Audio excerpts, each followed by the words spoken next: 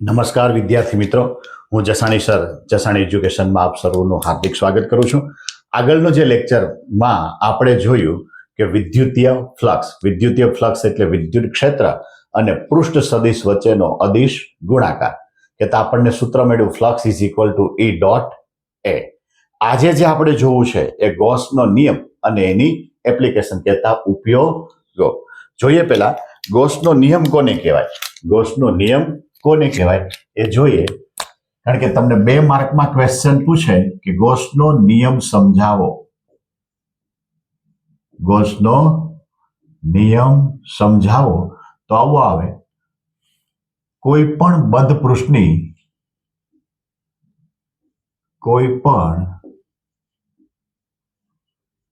પૃષ્ઠની સપાટીમાંથી પસાર થતું ફ્લક્સ એ પૃષ્ઠ વડે ઘેરાતા વિદ્યુતભારના સરવાળા અને એપ્સિલોન 0 ના ગુણોત્તર બરાબર હોય છે. શું કીધું મેં? કે કોઈ પણ બંધ પૃષ્ઠની સપાટીમાંથી પસાર થતું ફ્લક્સ એ પૃષ્ઠ વડે ઘેરાતા વિદ્યુતભારના સરવાળા અને એપ્સિલોન 0 ના ગુણોત્તર બરાબર હોય છે. હવે આપણે જોઈએ બંધ પૃષ્ઠ. ગમે તેવા આકારનો અત્યારે ધારી લઈએ. આ બંધ પૃષ્ઠ જેના પર વિદ્યુતભાર છે Q1, Q2, Q3, Q4 અને Q5. તો સૂત્ર આવું બની શકે કે કોઈ પણ બંધ પૃષ્ઠની સપાટીમાંથી પસાર થતું ફ્લક્સ, આ ફ્લક્સનો સિમ્બોલ એ પૃષ્ઠ વડે ઘેરાતા વિદ્યુતભારના સરવાળાને શેના વડે બતાવું? સિગ્મા વડે. વિદ્યુતભાર એટલે Q, કે સિગ્મા Q અપોન એપ્સિલોન 0. આને શું કહેવાય? તો કે ગોસનો નિયમ.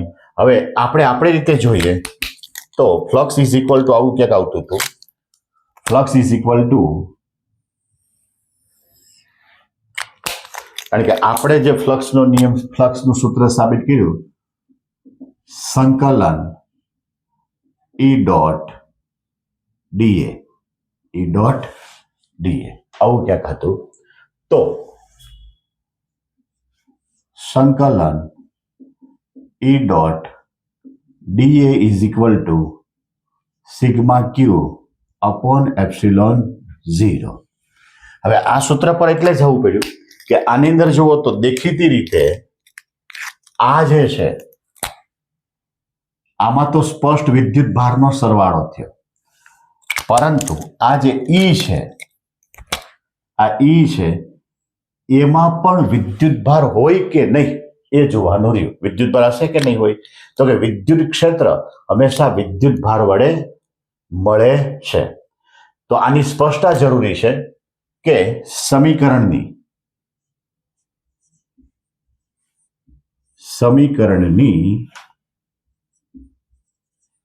ડાબી બાજુ એટલે E તરફ માટે તમામ વિદ્યુતભાર જે પૃષ્ઠની અંદર હોય, સપાટી પર હોય કે પૃષ્ઠની બહાર હોય, તે બધા ધ્યાનમાં લેવામાં આવે છે. જોવો જોઈએ Q1, Q2, Q3, Q4, Q5. એટલે લખવું તો લખી શકાય. દાખલા તરીકે આકૃતિમાં બતાવેલ Q1, Q2, Q3, Q4 અને Q5 વડે મળતું વિદ્યુત ક્ષેત્ર આ સમીકરણની ડાબી બાજુ. સમીકરણની જમણી બાજુ જે છે ત્યાં સમીકરણ 1ની જમણી બાજુ એટલે કે સિગ્મા ક્યુ તરફ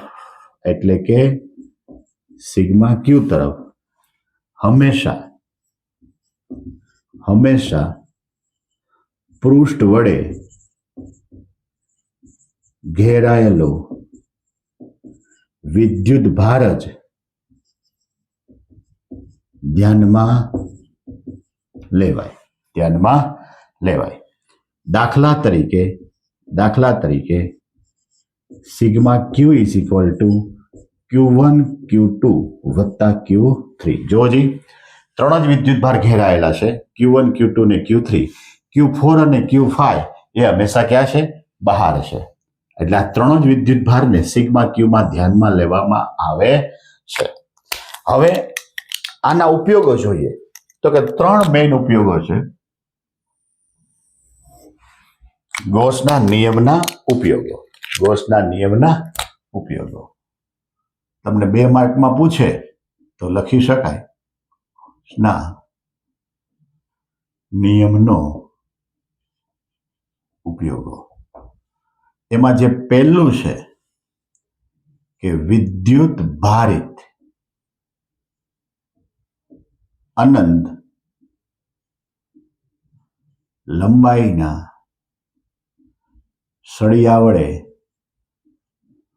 મળતું વિદ્યુત ક્ષેત્ર અનંત લંબાઈનો સળિયો. દાખલા તરીકે આ પેન છે એ અનંત લંબાઈનો સળિયો. એ કેવો હોવો જોઈએ? વિદ્યુત ભારિત. તો એના વડે મળતું વિદ્યુત ક્ષેત્ર. બીજું જે છે એ વિદ્યુત ભારિત અનંત સમતલ વડે મળતું વિદ્યુત ક્ષેત્ર. દાખલા તરીકે વ્હાઇટ બોર્ડ છે એને સમતલ ધારી લ્યો તો એના વડે મળતું વિદ્યુત ક્ષેત્ર. અને ત્રીજું જે છે એ વિદ્યુત ભારિત કવચ એટલે પોલો ગોળો. કવચ વડે મળતું વિદ્યુત ક્ષેત્ર. અને ચોથું જૂના ટેક્સ્ટબુકની અંદર હતું, નવામાં નથી. ચોથું વિદ્યુત ભારિત ઘનગોળા વડે મળતું વિદ્યુત ક્ષેત્ર. 2 માર્કમાં તમને ક્વેશ્ચન પૂછે કે ગૌસનો નિયમ સમજાવો તો કોઈ પણ બંધ પૃષ્ઠની સપાટીમાંથી પસાર થતું ફ્લક્સ એ પૃષ્ઠ વડે ઘેરાતા વિદ્યુત ભારના સરવાળા અને એપ્સિલોન 0 ના ગુણોત્તર બરોબર હોય છે. મેં આકૃતિ બતાવી. આકૃતિમાં 5 વિદ્યુત ભાર બતાવ્યા, એમાંથી 3 અંદર છે અને 2 બહાર છે. સૂત્ર લખ્યું કે flux is equal to sigma q upon epsilon 0. ફ્લક્સનું સૂત્ર થતું હતું સંકલન E ડોટ dA. માટે સંકલન E dot dA is equal to sigma q upon epsilon 0. આની તમારે સ્પષ્ટતા કરવી પડે. એ સમીકરણની ડાબી બાજુએ પણ વિદ્યુત ભાર સંકળાયેલો છે અને જમણી બાજુ પણ સંકળાયેલો છે. તો ડાબી બાજુએ તમામ વિદ્યુત ભાર આવે, એ પછી અંદર હોય, સપાટી પર હોય કે બહાર હોય. જ્યારે જમણી બાજુએ ફક્ત ઘેરાયેલો વિદ્યુત ભાર ધ્યાનમાં લેવામાં આવે છે. અને એના 3 ઉપયોગો છે: વિદ્યુત ભારિત અનંત લંબાઈના સળિયા વડે મળતું વિદ્યુત ક્ષેત્ર, સમતલ વડે મળતું વિદ્યુત ક્ષેત્ર અને કવચ કહેતા પોલા ગોળા વડે મળતું વિદ્યુત ક્ષેત્ર. ગૌસના નિયમની પહેલી એપ્લિકેશન જે સ્વતંત્ર ક્વેશ્ચન તરીકે પણ પૂછાય છે. પહેલી એપ્લિકેશન શું હતી? વિદ્યુત ભારિત અનંત લંબાઈનો સળિયો.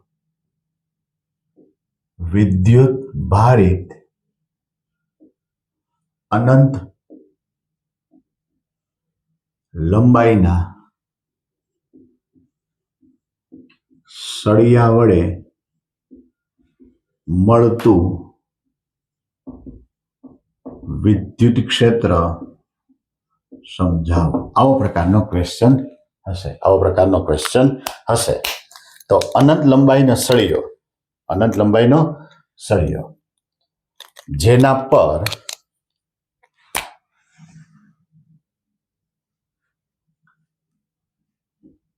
અનંત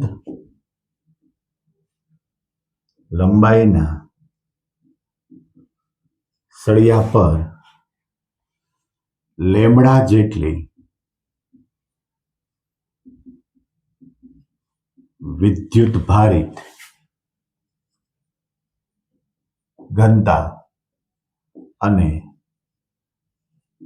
ક્યુ જેટલો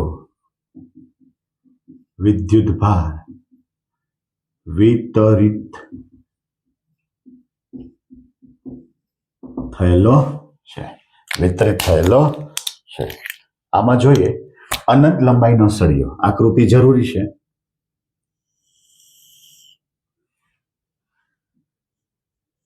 આગળ અને પાછળનો ભાગ ડોટેટ વડે તમારે બતાવવો પડે.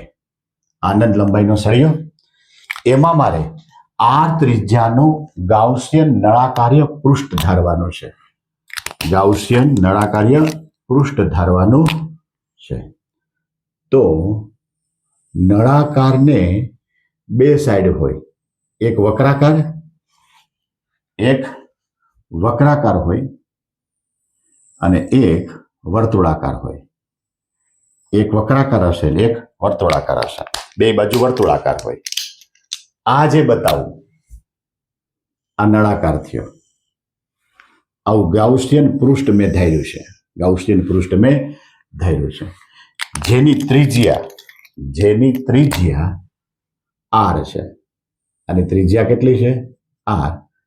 આ બિંદુ પી, અહીંયા પણ ત્રિજ્યા હોય, આ બિંદુ ક્યુ. આ જે છે આ લંબાઈ એ એલ છે, એલ લંબાઈ છે. હવે જોઈએ, આનું લખવું પડે કે આર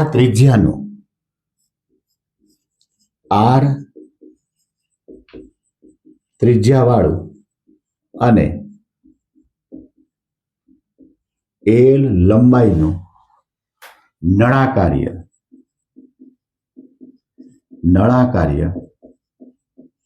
ગાઉસિયન પૃષ્ઠ ધારતા. હવે આ જે સળિયો છે, આ સળિયા પર વિદ્યુત ભાર હોય, તો સળિયાની ચારેય તરફ એમ કહેવાય કે વિદ્યુત ક્ષેત્ર હોય છે. આ બાજુ હોય, બાર તરફ હોય, અંદર તરફ હોય. સળિયાના જે તે બિંદુને કેવું હોય? લંબ હોય. ગાઉસિયન પૃષ્ઠના આપણે એમ કહેવાય કે બે ભાગ પડ્યા. આ જે ભાગ છે, આ ભાગ આખો અહીંથી લઈને અહીંયા સુધી એ વક્રાકાર છે. તો એનો જે પૃષ્ઠ સદિશ છે એ આ બાજુ હશે, સદિશ ડી એ. જે આ બાજુનો જે ભાગ છે, આ વર્તુળાકાર ભાગ છે, આમ હોય વર્તુળાકાર ભાગ, તો એનો જે ગાઉસિયન પૃષ્ઠ છે, પૃષ્ઠ સદિશ છે, એ આ બાજુ હશે, ડીએસ. કેટલા ભાગ પડ્યા? બે. એક આ વક્રાકાર ભાગ અને બીજો આ બાજુનો વર્તુળાકાર ભાગ પડ્યો. હવે સળિયાનું જે વિદ્યુત ક્ષેત્ર છે એ તો સમાન જ છે. અહીંયા આ વિદ્યુત ક્ષેત્ર આ દિશામાં જાય, આ ઈ. અહીંયા પણ વિદ્યુત ક્ષેત્ર આ દિશામાં જાય, તો કે ઈ સદિશ ઈ. તો કે જોઈએ ક્યાં આમાં ફ્લક્સ મળે અને ક્યાં ન મળે. ફ્લક્સ મળે તો વિદ્યુત ક્ષેત્ર મળી શકે, નહીતર નહીં મળી શકે. આની અંદર પહેલો જે ભાગ છે એ આપણે વર્તુળાકાર ભાગ માટે જોઈએ. પહેલો જે ભાગ છે એમાં શું જોઈએ? વર્તુળાકાર ભાગ માટે. નળાકારના વર્તુળાકાર ભાગ માટે, નળાકારના વર્તુળાકાર ભાગ માટે જોજી મારે ફ્લક્સ જોયું છે. તો ફ્લક્સ ઇઝ ઇક્વલ ટુ સંકલન ઈ ડોટ ડી. વિદ્યુત ક્ષેત્ર આમ છે, પૃષ્ઠ સદિશ આમ છે, માટે અહીંયા θ બરાબર 90 ડિગ્રી. તો આને આમ લખી શકું કે સંકલન EDA cos થીટા જ્યાં theta is equal two 90 degree. તો ફ્લક્સ ઇઝ ઇક્વલ ટુ સંકલન EDA cos 90. EDA cos 90. જોવો जी cos 90 એટલે કેટલા થાય? 0. માટે ફ્લક્સ 0. તેથી લખી શકાય કે વર્તુળાકાર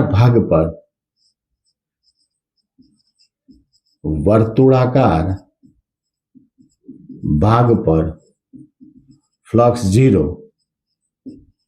તેથી વિદ્યુત ક્ષેત્ર મળતું નથી. નળાકારનો એક ભાગ તો થઈ ગયો કમ્પ્લીટ. હવે રહ્યો વક્રાકાર ભાગ. આ બાજુ જો ક્ષેત્ર ન મળે તો આ બાજુ પણ ક્ષેત્ર મળે નહીં. બીજું છે એ નળાકારનો વક્રાકાર ભાગ. નળાકારના વક્રાકાર ભાગ માટે જો જે અહીંયા આવ્યા તો અહીંયા આ થીટા કેટલો હશે? Theta is equal two 0. એ પણ ઉપર તરફ, ડીએ પણ ઉપર તરફ. તો ફ્લક્સ ઇઝ ઇક્વલ ટુ સદિશ EDA માટે આ EDA cos થીટા જ્યાં થીટા ઇઝ ઇક્વલ ટુ 0 માટે flux is equal two EDA cos 0 માટે ફ્લક્સ ઇઝ ઇક્વલ ટુ સંકલન EDA.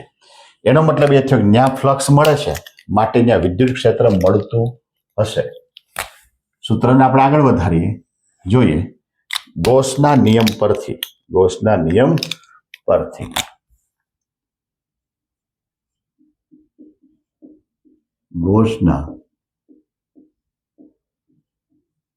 પરથી શું હતું?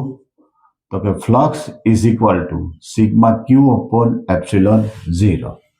તો આ ફ્લક્સની જગ્યાએ શું લખી શકાય? સંકલન EDA sigma q upon epsilon 0 જ્યાં